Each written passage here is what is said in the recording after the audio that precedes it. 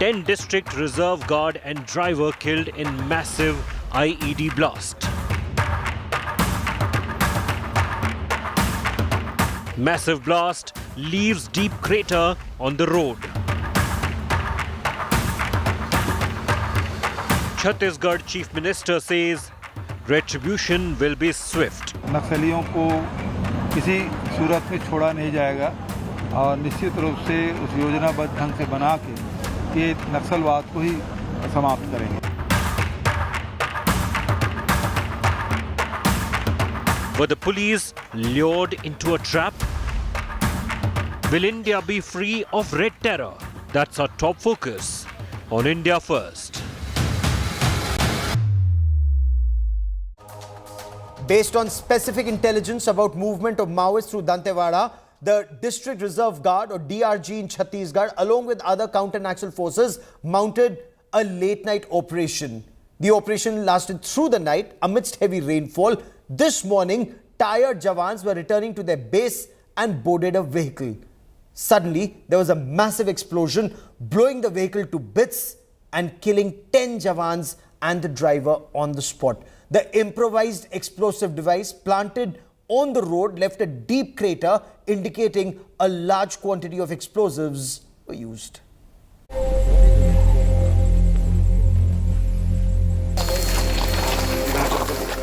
The red terror has struck again. The far-left Naxal guerrillas have mounted their latest attack and one of the deadliest in years in Chhattisgarh. A patrol of the District Reserve Guard blown up by an IED near Aranpur in the state's Dantewada district. 10 Jawans and one driver of the DRG lost their lives in the explosion. ये बेहद दुखद है और मैं जो हमारे जो जवान शहीद हुए हैं उसके परिवार के प्रति संवेदना व्यक्त करता हूं. लेकिन जो ये लड़ाई है वो अंतिम दौर पे चल रहा है और नक्सलियों को किसी सूरत में छोड़ा नहीं जाएगा और निश्चित रूप से उस योजनाबद्ध ढंग से बना के ये नक्सलवाद को ही समाप्त करेंगे. The Prime Minister condemned the attack and offered condolences to the bereaved families. The Home Minister assured the Chhattisgarh government of all central assistance. The attack, suspected to be a well-planned ambush, the DRG patrol tipped about Naxal presence in the Aranpur area.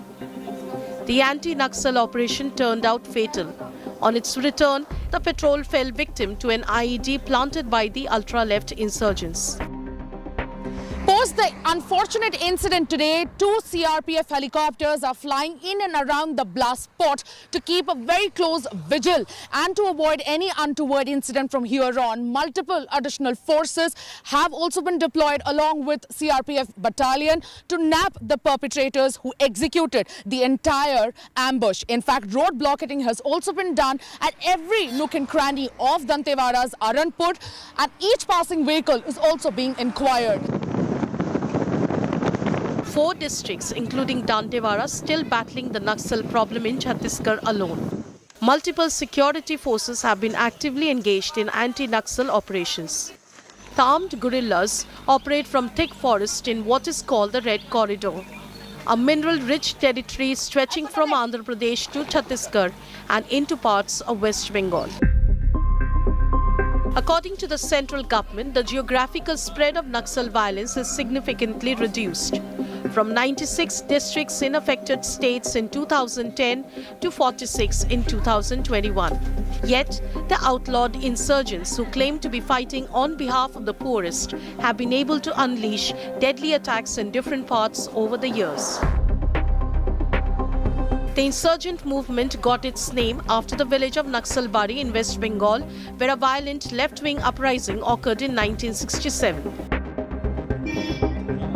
Their latest assault in Dantewada suggests this internal security challenge is far from over. With Sumi Rajapan, Bureau Report, India Today. Were security forces in Chhattisgarh lured into a trap? Were standard operating procedures not followed? When will India be free of red terror? Joining me on India First is T.S. Singhdeo, Health Minister of Chhattisgarh. Mr. Singhdeo, welcome on India First. Sir, in April 2010, 75 CRPF personnel were massacred by red terrorists. In May 2013, in one of the deadliest Maoist attacks, prominent state Congress leaders and several others were killed. A decade later, in 2023, Maoists continue to strike at will at a place and time of their choosing. Where is the problem, sir?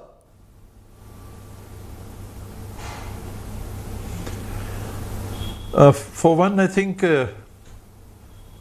thank you for having me share time with you on the show, and condolences to the Braveheart families. We, from the bottom of our hearts, we wish that those souls rest in peace. It is these Bravehearts because of whom we are able to live in relative safety and peace. They are tough, very tough regions, and we are not done with the Naxal menace.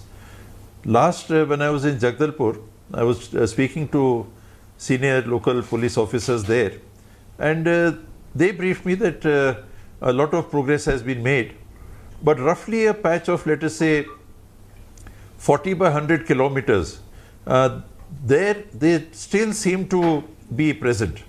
And there was an operation early morning when these vehicles, 7-8 vehicles I believe, were returning by the tar road. They have these horizontal drills these days, and they are used for much better purposes, but they get to the hands of such Naxalites and other terrorist organizations too. And they were able to plant an IED there. And there was this blast, and we lost, there was a civilian camouflage vehicle. I believe the blast was at around 12:45. And we've lost 10 people from the force. The 11th was the civilian driver.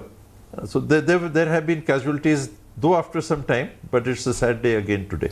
Sir, but where were our men lured into a trap? Was there a bait, the presence of Maoists? And through the night, these operations continued. In the morning, while returning in vehicles, these men were targeted. Sir, were standard operating procedures not followed? Because this is, as you would know better, the tactical counter-offensive campaign season for the Maoists. The threat was there, and yet our men fell to the threat. They were on the main road. They were on the tarred road. So it was not an ambush as such.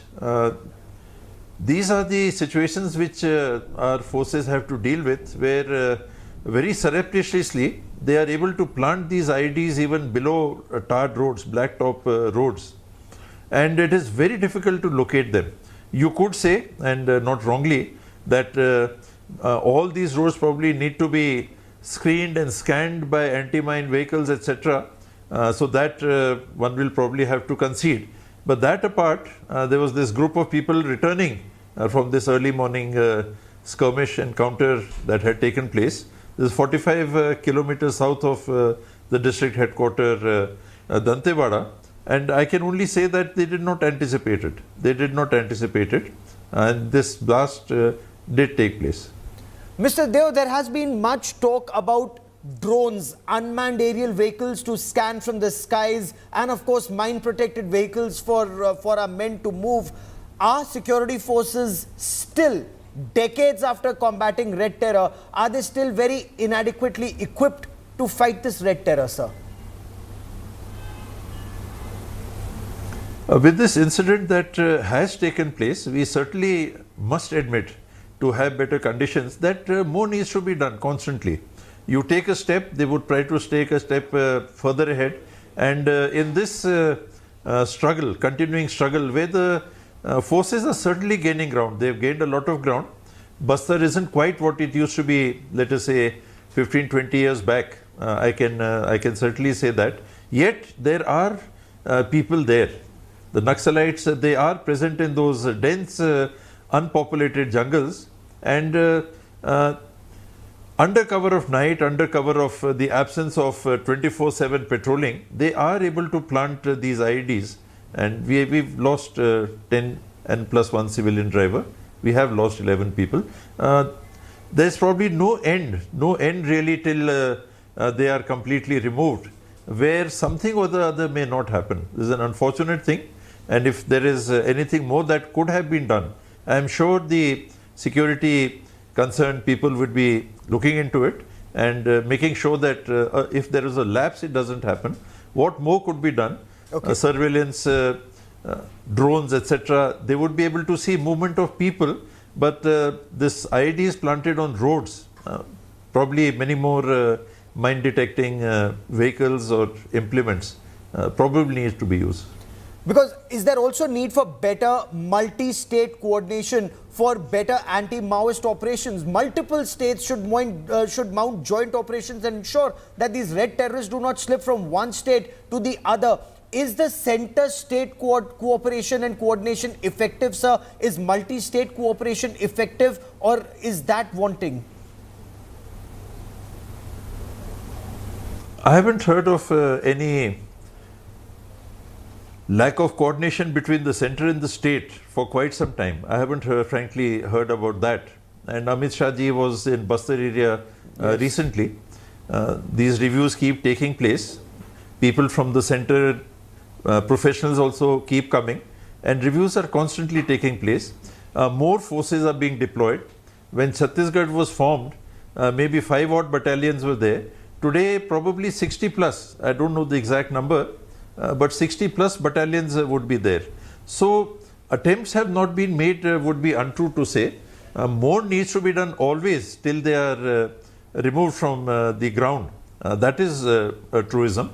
And we need to be constantly prepared for the worst. That is also true. And it is difficult. I can tell you it is extremely difficult when cowardly attacks like these are taken. It's not a one-to-one, amne-samne, face to face you have a confrontation. So there it's a different sort of a thing. Here you are hiding in the night, you're doing surreptitious activities.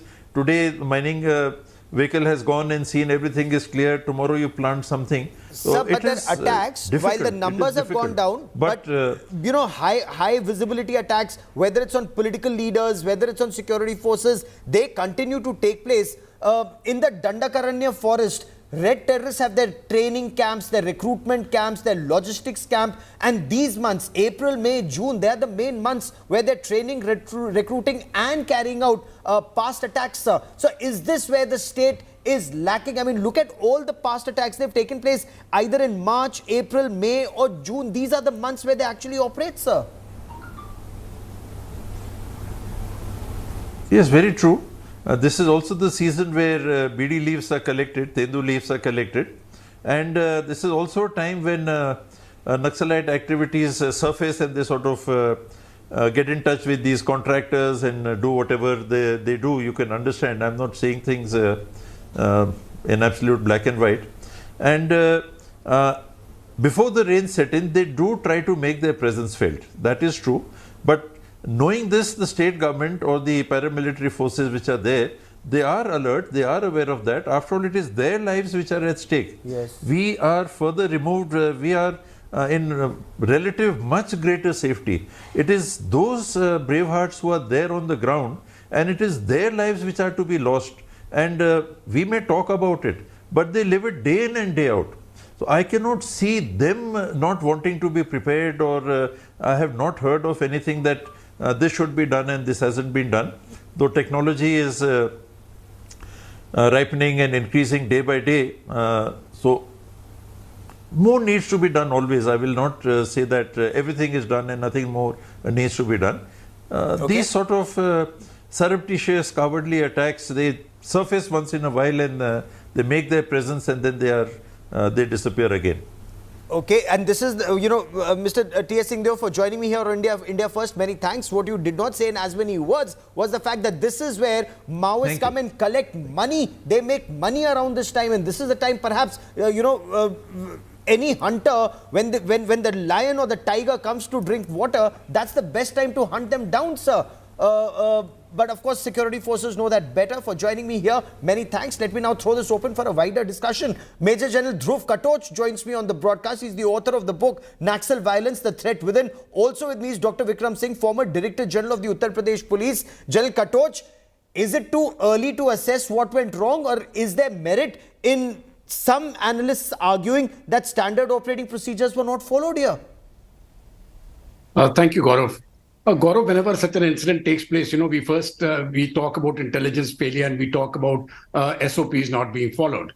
I'm not sure as to how many vehicles are actually moving on the road. If there was a single vehicle, there would certainly be a problem, because if a single vehicle is hit with a mine, then there is nobody there to respond to it. But having said that, I have had a look at the visuals of the place and from various TV channels. My reading of it is it was IED which was placed in a culvert or something like that, the way the damage has taken place. And I have a feeling that this IED has not been placed in a day or two. It could have been lying there for the past few years. It could have been made at the time when the road was being, when the tarmac was being laid. So all that is required now at a time and place of the choosing of the Maoist is to simply, join two wires and explode the vehicle. It can be done by any one man or one woman or a child or anybody. So to that extent, it's very difficult to detect. Okay. In my entire experience in the army, I have found detecting a mine under the ground is a very, very difficult task. That is one. It indeed is. Number two, it was also spoken of, that you can have mine vehicles, etc. Please take it from me, it doesn't work. That is the biggest farce going around, that if you have a mine-protected vehicle, you're safe. All that the terrorist has to do is to increase the quantum of explosives. Absolutely. So from 5, he makes it 10, and any vehicle will go. A tank will be blown up. So that really doesn't work. What is required is actually keeping the area under dominance day in and day out. Now, and but this area is also vast. But Dr. Vikram Singh, is it time then to use unmanned aerial vehicle to spot their camps, to spot their logistic bases, and then use helicopters to Russian anti-Naxal forces and neutralize the threat quickly? Gauravji, we have had a dry run of using some technologies like the robot technology, the drone technology, artificial intelligence, but the good old time-tested technologies, not technology, but the standard operating procedure, not to use the same route which was used earlier, which was an error that was made this time, not to use the same route. Then to have whatever precautions you can take, have adequate scouts, actionable intelligence, and then you said the technology that we can use, yes, air assault unit and air reconnaissance unit also can be of very great help, as also satellite imagery. But the forested area where there's deep foliage of forest, these things will not work. Therefore, what will work is technology plus human intelligence plus the robust common sense of the totally dependent on what the terrain is like. In this case, going on foot or going on cycles, being unpredictable. This is the age-old solution, being totally unpredictable, yes. That you go by one route, return by the other, use a cycle, use some other mode of transport, but certainly not the same vehicle or the same route. Now, the intelligence that we use, that has to be ensured that it is actionable. We don't have informers around us. And okay. Yes, past laurels are not a reason for us to rest in peace, for a reason for us to be lullabied into complacency. Does that happen with us, General Katoch? Side of disaster. Absolutely. General Katoch, is that what happens to us? Because you know what happened at the Tarmetla forest massacre in 2010. You know what happened in 2013, the Darba Valley massacre, and multiple other instances of Maoists targeting not just security forces, but also political leadership. So, sir, have no proper lessons been learned, or since battalions rotate, these lessons are lost and drills are not being followed? No, I think the lessons have been learned, but I'll tell you what is really the problem on the ground. I think the way we are operating on the ground, I question that operational methodology itself. You see, we are not following a grid pattern the way we do, the way the army follows a grid pattern in Jammu and Kashmir, etc., or in the northeast. So here, when you don't follow a grid pattern, and the battalions, which are deployed there, their commanding officers are not there. Yes. So you've got to have, operations in battalion groups where the commanding officer is there. I would be bold to say that the DIG operations and the IG operations should also be actually inside the jungles. We don't want them to be living in the capital city, in the capital of Chhattisgarh. That is not the way it works. That is point one. Number two, I think over a period of time, it doesn't matter what you do, complacency will set in with the troops. You see, they have been operating on this area for a very long time. Nothing is happening. Everything is normal. And then the chap, well, a month, 2 months, 5 months, 6 months, nothing happens. The guard goes down. I've seen this happening time and time again. Yes. It doesn't matter how much you motivate people, the guard goes down. Then one blast takes up and everybody's alert for the next 6 months or 1 year till another blast takes place. So this is something which I think the commanders, I would lay the, a very great deal of responsibility on the commanders at the junior level and at the battalion level. Interesting, you should point that. So, Dr. Vikram Singh, should, like in the army, officers and men, they train together, they stay together, they operate together, often, in difficult areas, living in the same tent or adjoining tents. Should senior police officers, including IPS officers, if they are in command of men, should they train and operate together? Is that a problem to fight the red terror? And especially if their area has shrunk. I mean, you just heard the minister. He said the area has shrunk to 40 kilometers by 100 kilometers in the Dandakaranya forest where the core Maoist area is. Surely no one needs the army coming in. You are absolutely right. This is an established internationally best practice. And if there are no officers, rest assured, I can tell you with guarantee that contingent and that group will be an orphan. Senior officers will have to be there, have to stay together, eat together, pray together, and yes, face the bullets together. If the officers are elsewhere beyond the radius of 25 kilometers, rest assured, the morale is going to be absolutely rock bottom. The officers has to be through thick and thin, and if the officers are not there, that is a horrible fault line in the entire anti-Naxal operations. Wherever I've had anti-Naxal operations or any operation anywhere, I take pains to ensure that I am leading that contingent. And if the officer is not there personally, rest assured, you cannot expect miraculous results or even satisfactory results for that matter.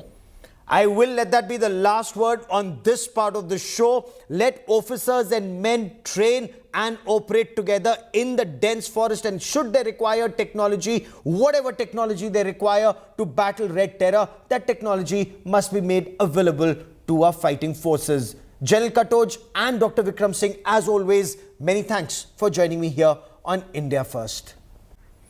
Chhattisgarh Chief Minister Bhupesh Baghel says the war against Maoists is now in its last phase and the security forces will hunt down the perpetrators of this terror attack. Police too insist they have had major successes against red terror in recent times. But it also remains a fact that in Dantewada, Maoists have been able to strike at a place and time of their choosing. A lot of reactions coming in, including from Tamardhwaj Sahu, the state home minister. Let's listen in. कुछ दूरी में नक्सली छिपे होने की गोपनीय जानकारी थी। DRG के जवान रवाना किए गए थे। सर्चिंग के बाद लौट रहे थे तो आईडी ब्लास्ट किया गया है, जिसमें 10 जवान और एक ड्राइवर की मृत्यु हुई है। कुल 11 लोगों की शहीद हुए हैं 11 लोग, ऐसी जानकारी अभी मिल रही है। एक्स्ट्रा फोर्स, सपोर्टिंग फोर्स रवाना कर दिया गया है। कुछ समय पश्चात जब वो आ जाएंगे और सपोर्टिंग पार्टी चली जाएगी तब विस्तृत जानकारी मिलेगी। अभियान के पश्चात तब जिला मुख्यालय दंतेवाड़ा वापस लौट रहे थे। इस दौरान आरनपुरी एवं समेली के बीच में डीआरजी गाड़ी को आईडी के माध्यम से महोदय द्वारा टारगेट की गई। उस घटना में हमारे एक वाहन आईडी के चपेट में आ गए थे। उसमें 10 डीआरजी जवान एवं एक सिविलियन ड्राइवर, कुल 11 लोग का शहादत होगी। अतिरिक्त रीइंफोर्समेंट पार्टी सीआरपीएफ एवं डीआरजी घटनास्थल पहुंच गई है। अभी घटनास्थल से सभी शहीदों के बॉडी को इवैक्यूएशन का कार्रवाई की जा रही है। Well, that is all we have time for on India First this evening. Many thanks for watching. Abha Bakaya comes up next with Business Today. Stay with us.